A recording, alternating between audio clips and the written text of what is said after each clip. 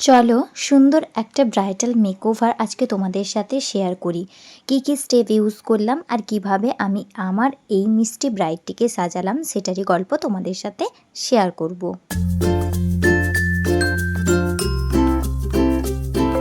আজকের ব্রাইডের স্কিন টোনটা ছিল ফেয়ার এবং ওনার আন্ডারটোনটা ছিল ওয়ার্ম আন্ডারটোনের মধ্যে। তো তোমাদেরও যদি এরকম ফেয়ার টোনের কোনো ব্রাইড থাকে তাহলে তোমরা এইভাবেই ব্রাইডটিকে রেডি করে নিতে পারো। আশা করছি ভিডিওটা তোমাদের অনেক হেল্পফুল হবে, তাই স্কিপ না করে শেষ পর্যন্ত অবশ্যই দেখো। প্রথমেই ব্রাইডের স্কিনটাকে ভালোভাবে ক্লিন করে নিতে হয়, তারও আগে ব্রাইডকে বলেছিলাম ভালোভাবে ফেস ওয়াশ করে আসতে, কারণ আমি পৌঁছানোর পরেও ব্রাইডের হলদি রিচুয়ালস চলছিল, গলাতেও এখনও হলুদের দাগ রয়েছে। তাই আমি ভালোভাবে ওয়েট ওয়াইপস দিয়ে এই সমস্ত কিছু ক্লিন করে নিলাম। দেন আমি এখানে টোনার ইউজ করছি, তোমাদের কাছে যে টোনার থাকবে ওটা ইউজ করতে পারো, তবে আমি আজকে এখানে ইউজ করেছি বায়োটিকের টোনার।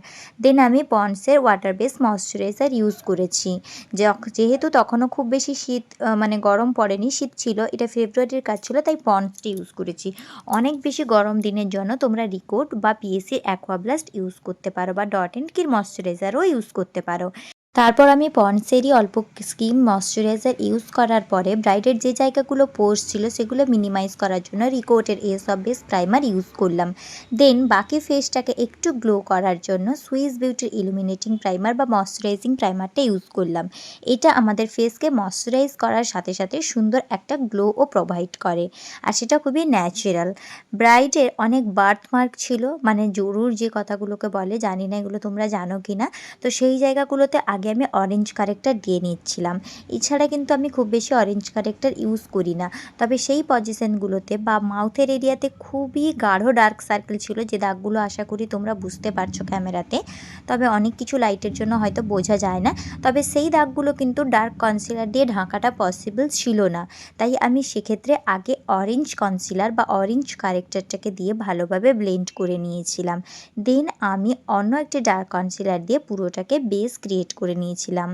যদি কখনো পোড়ার দাগ বা এরকমভাবে বার্থমার্ক থেকে থেকে সেক্ষেত্রে আমাদেরকে এইভাবে দুটো কনসিলার ইউজ করতেই হয়। আমার তো তাই মনে হয়, আমি সেটাই করি, তাই সেটাই তোমাদের সাথে শেয়ার করলাম। দেন অরেঞ্জ কারেক্টারটাকে নিউট্রালাইজ করার জন্য স্কিন টোন থেকে এক টোন ডার্ক কোনো কনসিলার নিয়ে ভালোভাবে ওটাকে ব্লেন্ড করে দিচ্ছি। মনে রাখবে বেস বা কনসিলার যখনই ব্লেন্ড করবে, যেখানকার প্রোডাক্ট ওখানেই ব্লেন্ড করবে।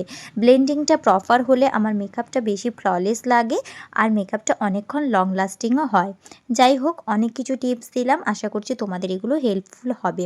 তারপর আমি ব্রাইডের পুরো ফেসে ভালোভাবে বেস কালারটাকে লাগিয়ে নিচ্ছিলাম এবং ব্লেন্ড করে নিচ্ছিলাম। এখানে আমি ফরএভার 52 এর AC003 এই প্যালেটটি ইউজ করছি। এটি খুবই ভালো একটা প্যালেট, খুব বেশি দাম নয়, 1000 টাকার মধ্যে তোমরা পেয়ে যাবে। তবে এর কাজটা আমার পার্সোনালি ভীষণই পছন্দ হয়, তোমরা নিয়ে দেখতে পারো, আশা করছি তোমাদেরও ভালো লাগবে। যাই হোক, আমার বেস ব্লেন্ড করা হয়ে গেছে। দেন আমি ফাউন্ডেশনে চলে গেছি।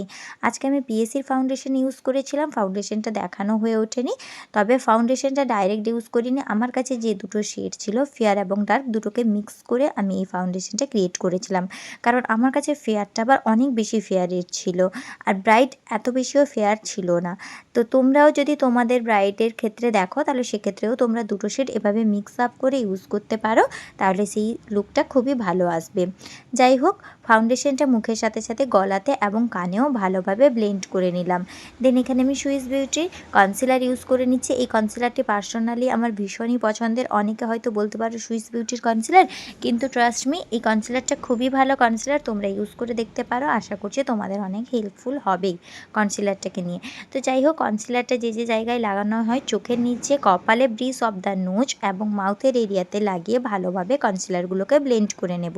আর চোখের নিচে ব্লেন্ড করার সময় এইভাবে ওপরের দিকে তাকাতে বলবো, দেন সুন্দরভাবে ওটাকে ব্লেন্ড আউট করে নিব। আমি জানো বেশি ক্রিম কন্ট্রোল করা পছন্দ করি না, তবে ব্রাইডের নোজটা একটু শেপ দেওয়া প্রয়োজন ছিল, তাই আমি এখানে ক্রিম কন্ট্রোলটি ইউজ করেছিলাম। আদারওয়াইজ বেশিরভাগ সময়ে আমি পাউডার কন্ট্রোলটাকে করি। ক্রিম কন্ট্রোলটা আমার অত হার্শ লাইনটা ভালো লাগে না। যাই হোক, আমি ন্যাচারাল ফেসটাই রাখতে বেশি পছন্দ করি, যাতে চেনা যায় মানুষটাকে। তো যাই হোক বলে দিলাম আমার মনের কথাগুলো। এরপর আমি পাউডার দিয়ে পুরোটিকে ভালোভাবে সেট করছি। এখানে আমি আই ম্যাজিকের নো হুই পাউডারটা ইউজ করে নিয়েছি। এটা ওয়াটারপ্রুফ পাউডার এবং খুব ভালো। তাই আমি পুরো হেসেই এই পাউডারটাকে দিয়ে ভালোভাবে মেকআপটাকে সেট করে নিলাম। দেন রিকোটের প্রেপ সেট গ্লো এই ফিক্সারটা দিয়ে আমি ভালোভাবে আমার মেকআপের বেসটাকে ফিক্স করে নিচ্ছি। তারপর আর কি এবার আমি করে নেব আইব্রো এবং আই মেকআপ। বেস মেকআপটা হয়ে গেলে আমার মনে হয় যেন অনেক কাজই প্রায় কমপ্লিট হয়ে গেল। খুব তাড়াতাড়ি মনে হয়, তাই আমি আই মেকআপটা শেষের দিকে করি। তোমাদের যারা মানে যদি প্রবলেম হয়, যারা বিগিনার্স আছো তারা কিন্তু আইব্রোটা আগে ড্র করে রাখতে পারো, তাতে তোমাদের আইব্রোর শেপটা দিতে খুব সুবিধে হবে। যাই হোক কথা বলতে বলতে আমার আইব্রো ড্র করা হয়ে গেল। এবার আমি ফরএভার 52 প্যালেট থেকে ফেয়ার শ্যাডোটা নিয়ে ভালোভাবে আই মেকআপের জন্য আই বেসটাও রেডি করে নিচ্ছি, আর সাথে সাথে আইব্রোটাও ভালোভাবে কারেক্ট করে নিচ্ছি যাতে একদম প্রমিনেন্ট লাগে।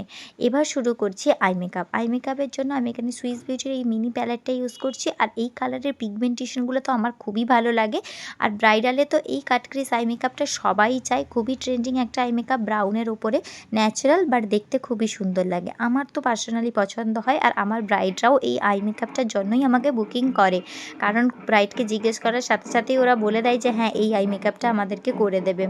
যাই হোক আমার আই মেকআপটা অলমোস্ট কমপ্লিট। যারা এই আই মেকআপটা ডিটেলসে শিখতে চাও আমার চ্যানেলে ভিডিও পোস্ট করা আছে, গিয়ে একটু কষ্ট করে চেক আউট করে নিতে পারো।